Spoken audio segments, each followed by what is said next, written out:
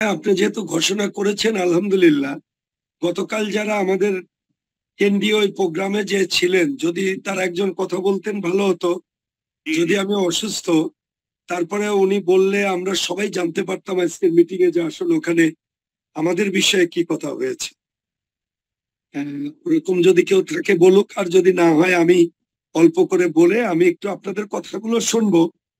কিন্তু আমি একটু ই করে শুনবো আর কি। অসুস্থ তো, কথা বললে কাশি উঠছে আর কি। হ্যাঁ, তাহলে কি আমি শুরু করব না ওই যে শুরু করেন। সংক্ষিপ্ত ভাবে শুরু করেন। জি জি। আসসালামু আলাইকুম।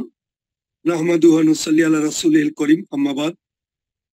আজকের এই ভার্চুয়াল প্রোগ্রামে উপস্থিত বৈষম্য বিরোধী সম্মিলিত সাধারণ শিক্ষক সমাজ, আলহামদুলিল্লাহ যে আমরা বেশ কয়েকটা এরকম প্রোগ্রামের পরে গতকাল আমাদের বিশ্ব শিক্ষক দিবসের পরে আমরা আজকে বসতে পেরেছি। সেই মহান রব্বুল আলামিনের দরবারে শুকরিয়া, আলহামদুলিল্লাহ। আমি আজকে আমার দুটি কথা বলার শুরুতেই আমি স্মরণ করছি বৈষম্য বিরোধী ছাত্র আন্দোলনে যে সকল আমাদের প্রাণপ্রিয় ছাত্ররা এবং তার সাথে যে সকল সাধারণ জনতার মধ্যে যারা শহীদ হয়েছেন এবং যারা এখনো অসুস্থ হয়ে কাতরাচ্ছেন, জীবন যুদ্ধের তারা একজন পরাজিত হয়ে বিছানায় রয়েছেন, তাদের দ্রুত সুস্থতা কামনা করে শুরু করছি। এবং একই সাথে গতকাল যে আমাদের একটা বিশ্ব শিক্ষক দিবস গেল, যেহেতু আজকে আমরা একটা আলাদা প্ল্যাটফর্মে বসেছি, সবাইকেই আমাদের উষ্ণ সংবর্ধনা এবং অভিনন্দন এবং শুভেচ্ছা জানাচ্ছি যে আমাদের একটা বিশ্ব শিক্ষক দিবস গেল। এই প্রতিটা বছর যেভাবে আমরা পাই নাই, এটা ওই একইভাবেই গিয়েছে, হয়তো আল্লাহ পাক চেয়েছে তাই। সেই জন্য সবাইকে বিশ্ব শিক্ষক দিবসের শুভেচ্ছা এবং অভিনন্দন জানাই। পাশাপাশি আমাদের বিশ্ব শিক্ষক দিবসে তাদের জন্য দোয়া করছি, এই মহান শিক্ষকতার পেশায় থেকে যারা মারা গিয়েছেন, আল্লাহ পাক যেন তাদের আত্মাকে জান্নাতে কবুল করেন, জান্নাতি হিসাবে কবুল করেন। স্যার, আমি একটু 2 মিনিটে কয়েকটা কথা বলবো, একটু আপনারা একটু সবাই মনোযোগ দিয়ে শুনবেন। আমি খুবই একজন সাধারণ শিক্ষক। আপনাদের প্রথম দিনেই বলেছি যে খুব ভালো লেগেছে, এখানে কোনো নেতা নেই, আমরা সবাই সাধারণ। এই একটাই বিশেষত্ব আমাদের। এমপিওভুক্ত স্কুল, কলেজ, মাদ্রাসা এবং কারিগরি প্রতিষ্ঠান শিক্ষকরা আপনাদের সাহায্যে বিভাগীয় কমিশনার, জেলা প্রশাসক, উপজেলা নির্বাহী কর্মকর্তা আইবিন ইউনো স্মারকলিপি আপনারা প্রদান করেছেন এবং আপনাদের সবার নেতৃত্বে এবং সহযোগিতা প্রদান করেছেন। আমি মনে করি যে এইটা কেন্দ্রীয় রুট লেভেল থেকে কেন্দ্রীয় পর্যায়ের প্রশাসনিক পর্যায়ে পৌঁছানোর আমাদের একটা বড় সাফল্য। আমরা পৌঁছাতে পেরেছি। এখন পরবর্তী কি হবে সেটা পরবর্তী কথা, আল্লাহ পাকি ফাইসালার মালিক। কিন্তু আমাদের চেষ্টার শুরুটা অনেক সুন্দর হয়েছে, যে আপনাদের সবার সহযোগিতা এবং নেতৃত্বে এবং চেষ্টায় এটা আমরা সফলতার সাথে অর্জন করেছি। আপনারা করেছেন, এই জন্য আপনাদেরকে ধন্যবাদ যারা শুরু থেকে এই কাজটা করছেন।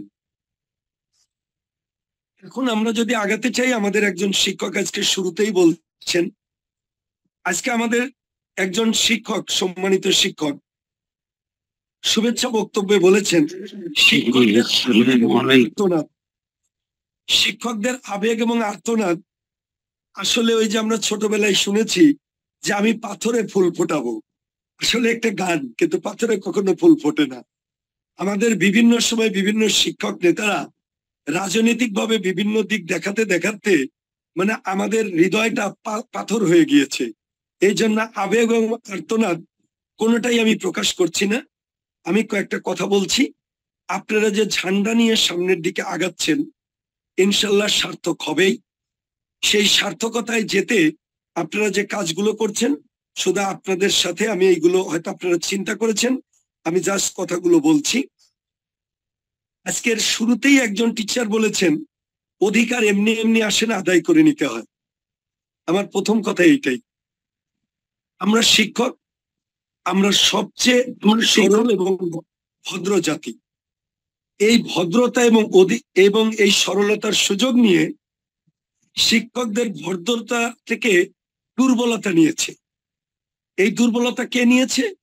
মাউসি এবং বোর্ড এর কিছু যারা অনৈতিকভাবে অফিসে এমপিও করা নিয়ে, এনটিআরসি নিয়োগ নিয়ে, এটা নিয়ে ওটা নিয়ে, একটা পিয়ন যেখানে লক্ষ লক্ষ টাকা কামাই করে, সেই জায়গায় যারা সরকারি কলেজ থেকে যারা ওখানে যায়, যারা এই ওয়েগুলো দেখে, তারাও ইনশাল্লাহ এর ভিতর গিয়ে তারা ওই জায়গায় ভেবেছে যে বেসরকারি স্কুল অ্যান্ড কলেজের শিক্ষকরা এরা ভদ্র, এরা সরল, এরা এমপিও দেখে ভয় পায়।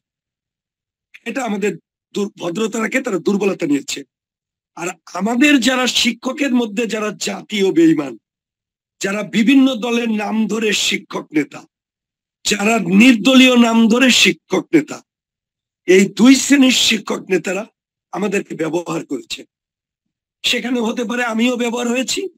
16 বছর আওয়ামী লীগের সময় তারাও আমাদের প্রতিষ্ঠানে দাওয়াত দিয়েছে, আমাদের ব্যানারে আসেন, আমরা দ্রুত জাতীয়করণ করব। আমাদের প্রতিষ্ঠানের শিক্ষকরাও গিয়েছে। তারা যে ওই সংগঠন করেছে তা না, তারা একটা প্রোগ্রাম করেছে, আমাদের শিক্ষকরা পিঁপড়ার শাড়ির মতো গিয়েছে। কেন গিয়েছে? যে আমরা আমাদের অর্থনৈতিক যে স্থিতিশীলতা, আমরা এটা চাই, আমাদের আত্মমর্যাদা সুসংহত চাই। এই দুইটা বিষয়ের দিকে তাকিয়ে আমরা শিক্ষকরা যে কোনো দলের আহ্বানে আমরা গিয়েছি বা আমাদের শিক্ষকরা গিয়েছেন। আমাদের এই সাধারণ শিক্ষকদের এই চলে যাওয়া, আহ্বানে যাওয়াটা, এই দুর্বলতা, এই ভদ্রতাটাকে আমাদের এই বেঈমান শিক্ষক নেতারা আমাদের একটা দুর্বলতার সুযোগ নিয়ে তাদের ফায়দা হাসিল করেছে। ইনশাল্লাহ আমরা যে জায়গায় আছি ওই জায়গায় আছি ইনশাল্লাহ। এই জন্যই বলছি আল্লাহ পাক কর্মফল দান করেন। বসে তসবিহ গুনে নেক আমল হতে পারে সুবহানাল্লাহ বললে, কিন্তু আমরা যদি আয় রুজি করে সংসারকে চালাতে চাই, তাহলে আমার সকালে উঠে আমার প্রতিষ্ঠানে যেতেই হবে। কর্ম না করলে কর্মফল কখনো পাওয়া যায় না। এই জন্য আমার প্রথম কথা হলো অধিকার আদায় ভদ্রতা দিয়ে নয়, আমাদের প্রয়োজন বোধের সর্বোচ্চ আন্দোলনের মুখে, যেটা আমাদেরই শিক্ষায় গড়া ছাত্ররা যেটা করেছে, প্রয়োজন বোধে অধিকার আদায়ে আমাদের সেই পথ অবলম্বন করতে হবে। কিন্তু সেই পথ অবলম্বন করব ইনশাল্লাহ আপনাদের মতো মেধাসম্পন্ন শিক্ষকদের সুপরিকল্পিত সুন্দর একটা পরিকল্পনার মাধ্যমে পর্যায়ক্রমে। কিন্তু আমাদের কাজ হবে, টার্গেট আমাদের একটাই, ঠিক আরেকটা 36শে জুলাই শিক্ষকদের সকল বৈষম্য দূর করে জাতীয়করণ আদায়ের লক্ষ্যে আমাদের লক্ষ্য একটাই, এক দফা এক দাবি, এটা অচিরেই বাস্তবায়ন। এই কাজটা শুরু করতে হবে। দ্বিতীয় কথা, শিক্ষকদের যদি আপনারা এই সাধারণ শিক্ষক ব্যানারে আনতে চান, বিগত 16 বছর এবং তার আগের যারা বিএনপির সময় ছিলেন বা যে কোনো দলের শিক্ষক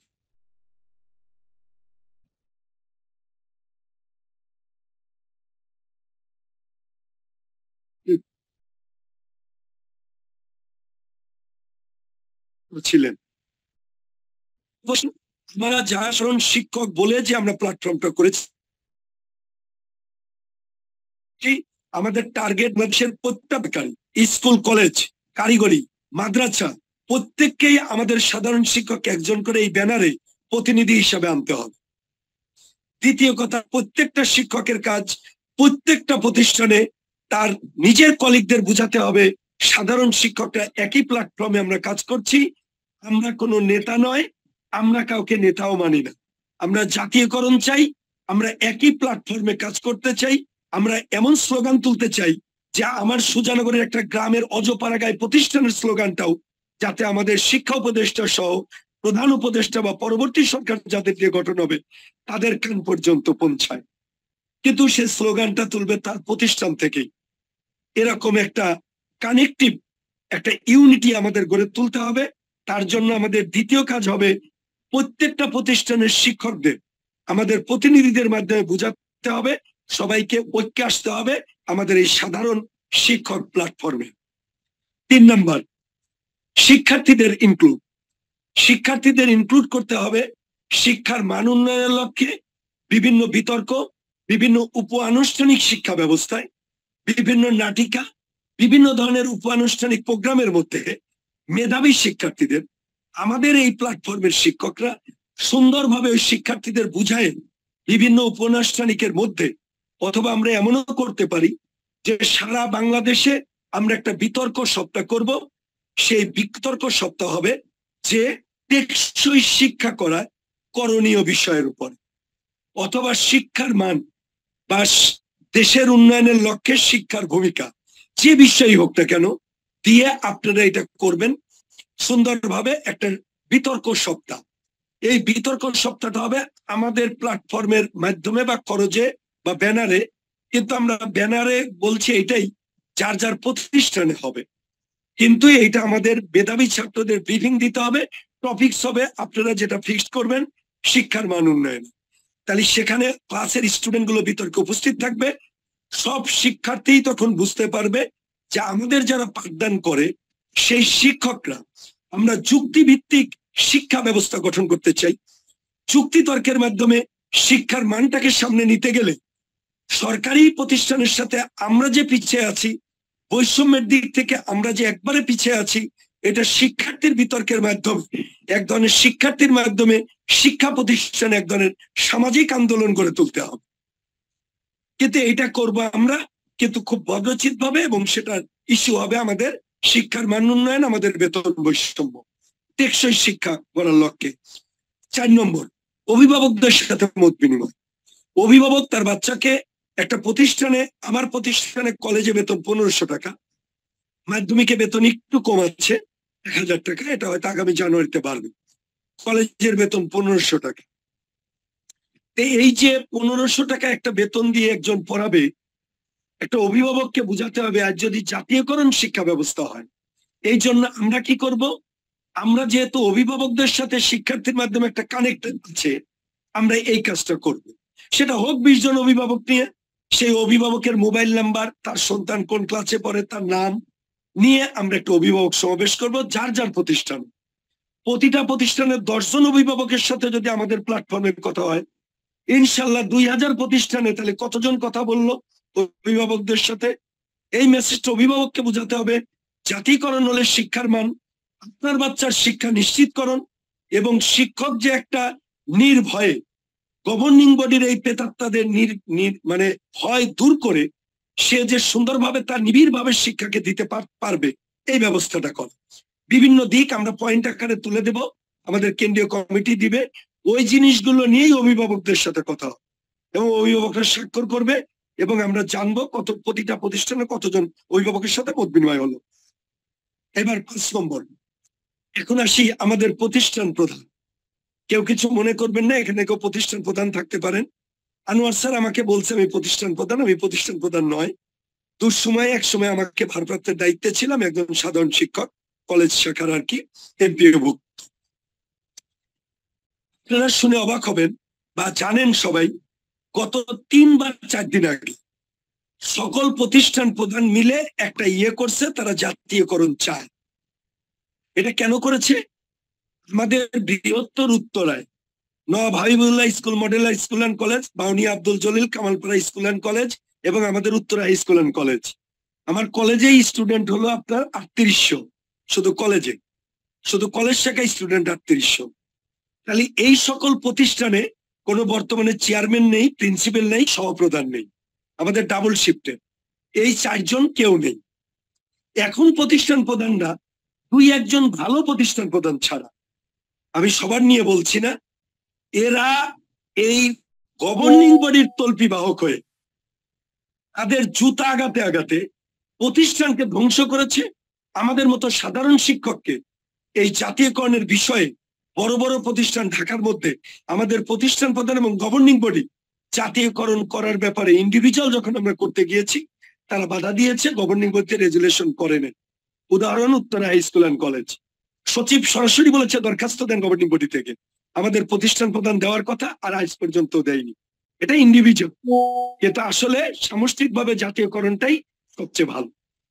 যাই হোক, আমরা এখন চেষ্টা করব, তারা যেহেতু একটা আন্দোলন করেছে, এবার ভয়ভীতিতে ছাত্রদের আন্দোলনে প্রয়োজনে আমরা অধ্যক্ষ এবং সহকারী প্রধানকে বুঝাবো, যাতে সাধারণ শিক্ষকের কাতারে ওনারাও যাতে এসে জাতীয়করণের দাবি পেশ করে। কারণ কি, একটা শিক্ষককে যতই বলেন প্রতিষ্ঠান প্রধানকে অ্যাভয়েড করে একটা মিটিং এ আসা, একটা জায়গায় যাওয়া, একটা জায়গায় টাকা খরচ হচ্ছে 100 টাকা সে দিবে, এই বিষয়গুলো যদি প্রতিষ্ঠান প্রধান জানে, বিভিন্ন সময় প্রতিবন্ধকতা সৃষ্টি করলে আমরা লক্ষ্যে পৌঁছাতে একটু হলেও বাধার সৃষ্টি হবে। এই জন্য আমরা আমাদের 5 নম্বর কাজ হবে প্রতিষ্ঠান প্রধানকে আমাদের সাধারণ শিক্ষকের চাওয়া পাওয়ার সাথে ঐক্যমত পোষণ করানো। এইবার 6 নম্বর হলো, এটা আসলে এখানে বলতে ইয়ে না, আমাদের বিভাগীয় কমিটির একটা মিটিং হওয়ার কথা ছিল, আনোয়ার স্যারের সাথে কথা হয়েছে, শাহ আলম স্যারকে জানাবে, ওইভাবে আমাদের ঢাকা বিভাগীয় কমিটির মিটিংটা আমরা করবো ইনশাল্লাহ। সামনে পূজার ছুটি হবে। যাই হোক, আমি এই কয়েকটা কথা বললাম, ক্ষমা সুন্দর দৃষ্টিতে দেখবেন, অনেক কথা বলে ফেলেছি, আপনাদের কাছে ক্ষমা চাই, আমার জন্য দোয়া করবেন। আমার মনে হয়, কারণ ইসলামে যেহেতু আছে সবকিছু নির্ভর করে নিয়তের উপরে। আমি আছি 53 বছরে, যেটা হয়নি, যদি অন্তর্বর্তীকালীন সরকারের সময় না হয় কোনো সমস্যা নেই, কিন্তু আমাদের চেষ্টার কারণে আমাদের চাকরির শেষ সময় এবং ভবিষ্যৎ প্রজন্মের শিক্ষকরাও যদি পায়, ইনশাল্লাহ তারা আমাদের জন্য দোয়া করবে। এই ভালো উদ্দেশ্য সফল হলে ইনশাল্লাহ আমরা যে বয়সেই চাকরিতে পাই না কেন, ইনশাল্লাহ সেটা সবার জন্য মঙ্গল হবে। আমরা চাই সকল বৈষম্য দূর করে শিক্ষা ব্যবস্থায় জাতীয়করণ বা শিক্ষক কর্মচারী জাতীয়করণ, যেটা সুবিধা হয় সেইটা আমাদের করতে হবে। এটা এক দফা। প্রয়োজনে আমাদের এমন একটা পজিশন আসতে পারে, আমরা সকল শিক্ষা প্রতিষ্ঠানের 97% শিক্ষা প্রদানের ব্যবস্থা, যেহেতু আমাদের বেসরকারি স্কুল অ্যান্ড কলেজে, আমরা টোটালটা প্রয়োজন বোধে অফ করে দিয়ে হলেও আমরা একসাথে এক ব্যানারে আমাদের দাবি পালন করব। আমাদের শিক্ষার্থীদের মতো 36শে জুলাই আমরা এই সাধারণ শিক্ষকই আরেকবার ইনশাল্লাহ করিয়ে দেখাবো। কিন্তু এর জন্য দরকার আমাদের ঐক্যতা, এর জন্য দরকার আমাদের মধ্যে সততা, ন্যায়পরায়ণতা এবং আমাদের ঐক্যতা। ইনশাল্লাহ এই 3টা জিনিস, আমাদের যে নিয়ত সবারই ভালো আছে, ইনশাল্লাহ সফল হবে। সবাই আমার জন্য দোয়া করবেন। আল্লাহ হাফেজ।